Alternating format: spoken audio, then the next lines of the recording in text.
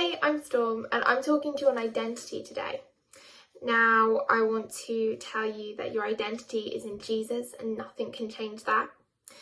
That you are not defined by the world and their views and ideas.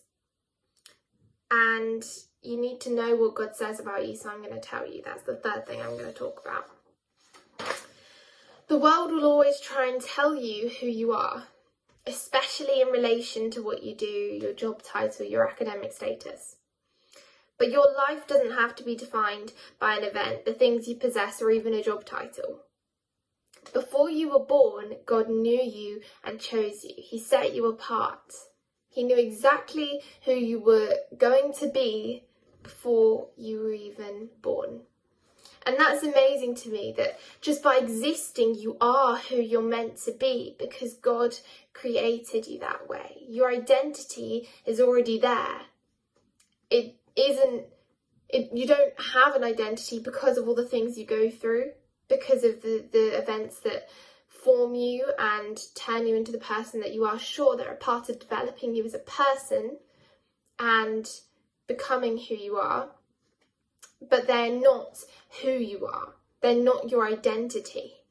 Because just by being born, you already have an identity. Out of all the other human beings, you as a baby are fundamentally different to all the other babies. And that's crazy to me. Have you ever experienced that feeling of not being enough? The gap in life between who you are and who you wish you were, or even who others think you should be, that brings shame and dissatisfaction. And I wonder if you're feeling that. Are you receiving your joy and your fulfillment and your satisfaction from a counterfeit, faulty false source? Are you filling yourself up on the newest phone, your social status, Xbox, whatever it is? Is that what your fulfillment comes from? Because that's only temporary. It's not going to last. As soon as the new phone comes out, the one that you have that was top of the range before is rendered useless. It's not worth as much anymore just by that next one coming out.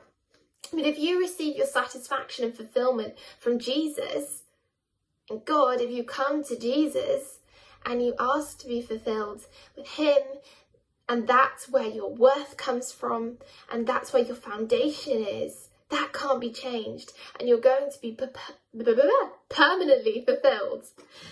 That's just how it works. So, yeah, you then have a strong foundation if you place your worth in God and you come to Him. And you know what He thinks about you? He loves you and He chose you. He created you out of all the embryos that could have become a person. He chose you, and that's crazy. Now Bella's going to read a Bible verse that tells us just what God thinks about us, that He knows every hair on your head and He created you.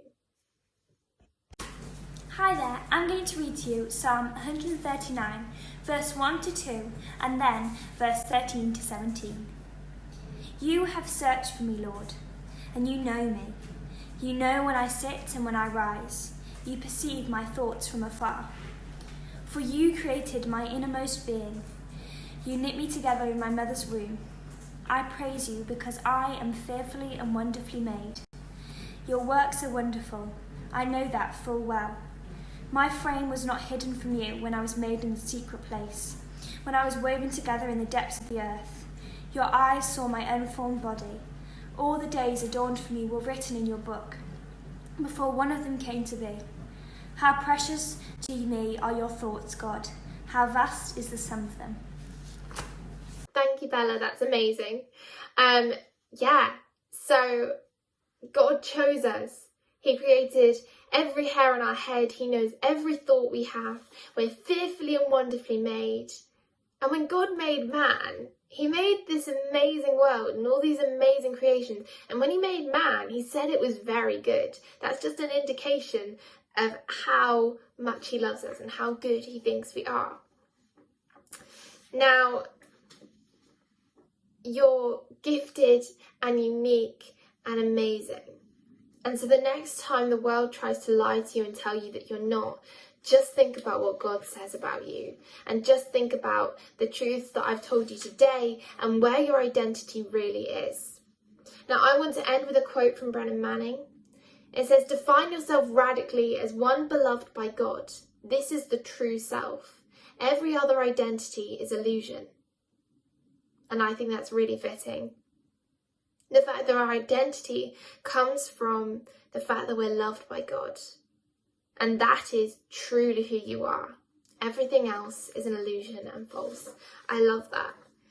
Now, I have a list here of all the things that I like to speak over myself that I know God says about me and that I want to believe. So I have things like beautiful, priceless, an overcomer, brave, outrageously loved, a child of God. And I just suggest to you that you go and make your own list, because I think that having these truths and trying to compound them and believe them is really important. So I hope I've helped you understand your identity a little bit more. Thank you so much for listening. Just quickly, I should also say that on that list, I do have a bunch of negative things that I deny, that I do not believe about myself. I just wanted to say quickly that I made a list of the positive things that I try and talk over myself, and then the negative things that I try and deny. And so maybe it's worth having a go and trying to do that. Thank you.